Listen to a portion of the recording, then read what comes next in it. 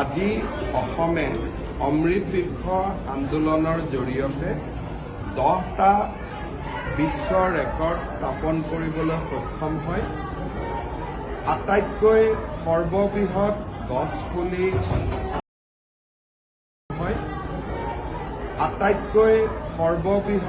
গছপুলি এটা দিনতে ৰোপণ কৰি পোৰ্টেলত আপলোড কৰা লোকৰ সংখ্যা প্ৰায় 71 লাখলৈকে গিনিজ ৱৰ্ল্ড ৰেকৰ্ডৰ পোৰ্টেলত লিপিবদ্ধ কৰা হয়।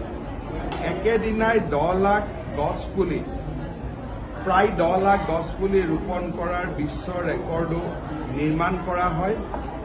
একেটা সময়তে সৰ্বাধিক গছপুলি ৰোপণৰো বিশ্ব ৰেকৰ্ড স্থাপন কৰা হয়। এই ধৰণে 10টা বিশ্ব ৰেকৰ্ড অমৃত বৃক্ষ আন্দোলনৰ সময়ছোৱাত অসমে নিৰ্মাণ কৰিবলৈ সক্ষম হয়। আনুষ্ঠানিকভাৱে গিনিজ ৱৰ্ল্ড ৰেকৰ্ড কৰ্তৃপক্ষই আজি আমাক সেই প্ৰমাণ পত্ৰসমূহ আগবঢ়াই দিয়ে।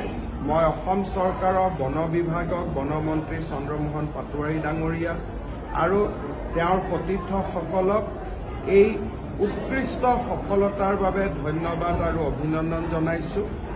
আৰু অহা বছৰ 3 কোটি গছ পুলিৰে অমৃত বৃক্ষ আন্দোলনক এক নতুন পৰ্যায়লৈ লৈ যাবৰ বাবে তেওঁলোকক পৰামৰ্শও আগবঢ়াইছোঁ।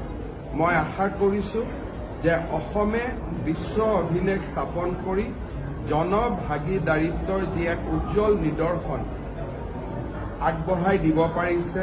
লাচিত বৰফুকনৰ জন্ম জয়ন্তীৰ সময়তে হওক, বিহুৰ সময়তে হওক, অমৃত বৃক্ষ আন্দোলনৰ সময়তে হওক, খেল মহাসংগ্ৰাম ক্ৰীড়া মহাৰণৰ সময়তে হওক, এই জনভাগিদাৰিত্বতাৰ যিটো আমি এক নতুন ধাৰণা আগুৱাই লৈ গৈছোঁ, সি যাতে আৰু নতুন নতুন পৰিধি নিৰ্মাণ কৰিব পাৰে তাৰ বাবে আমি আশা কৰোঁ। 2025 চনৰ 7 এপ্ৰিল তাৰিখে 24 নহয় 25 7 এপ্ৰিল তাৰিখে 25,000 বিহুৱা আৰু বিহুৱতীয়ে নতুন দিল্লীত বিহু প্ৰদৰ্শন কৰিব। আমি ইয়াত 11,000 কৰিছিলোঁ। নতুন দিল্লীত আমি 25,000 বিহুৱা আৰু বিহুৱতীৰে আমি নতুন ৱৰ্ল্ড ৰেকৰ্ড কৰিম। আমাৰ ৱৰ্ল্ড ৰেকৰ্ডে আমি ভাঙিম আৰু তাৰ বাবে সম্পূৰ্ণ এটা বছৰৰ আমি প্ৰচেষ্টা কৰিম যাতে গোটেই কামখিনি আমি খুব স্মুথলি কৰিব পাৰোঁ। हमने 17 सितंबर का दिन 1 करोड़ वृक्ष प्लान करने का एक संकल्प लिया था और ये वृक्ष जब प्लान करते हैं लोग वो समय उनका फोटो भी अपलोड करें पोर्टल में, इसके लिए भी हमने सिद्धांत लिया था। ये गिनीज वर्ल्ड रिकॉर्ड का पास भी हम लोग गया था कि आप लोग एक न्यूट्रली आर्बिट्रेशन एडजुडिकेशन कर दीजिए।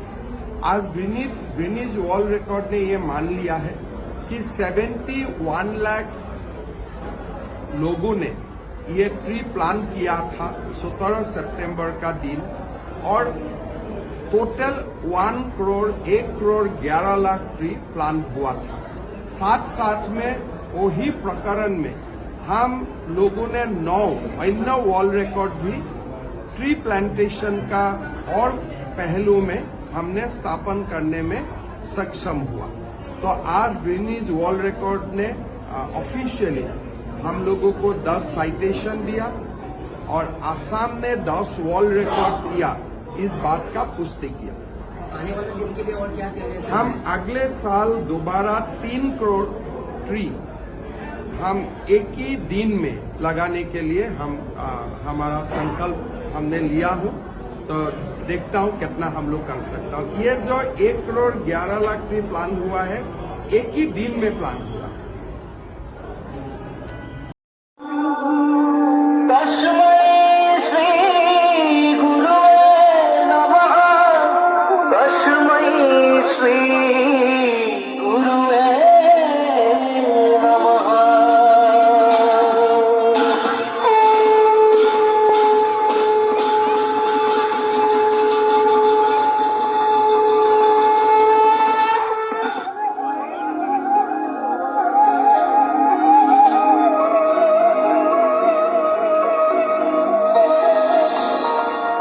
सपा मपदानी